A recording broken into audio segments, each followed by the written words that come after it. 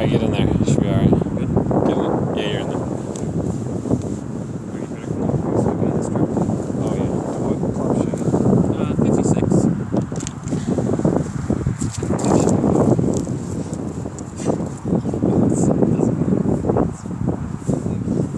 Alright, so I'm just going to show Chris. Like, hi. He's nervous. Wow. My face is like starting to freeze, so I can't talk the same. Just really good because I usually can't talk to stars. Muscles are atrophy out here. Yeah. Alright, so we're here a little bit longer range of a bunker, and so it's a little bit different from the Greenside bunker. And so I'm just going to show Chris here a demonstration. So this is a little bit different. We want to hit the ball first versus obviously hitting behind it over there in the Greenside bunker. So I'm just going to show him how to do it here.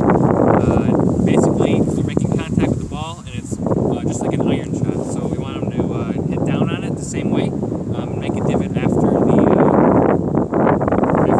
swing. So you're basically just trying to hit the back of the ball. It's like hitting an iron shot.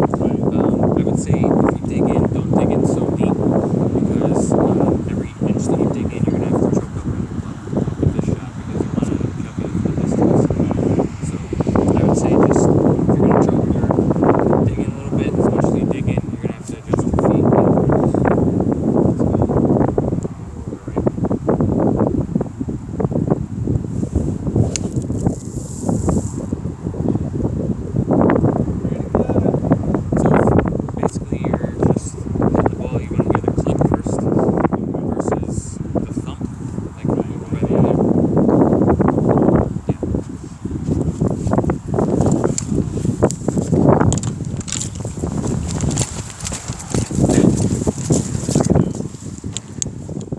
I mean, basically, you're like, same thing as hitting an iron shot, pretty much. Yeah.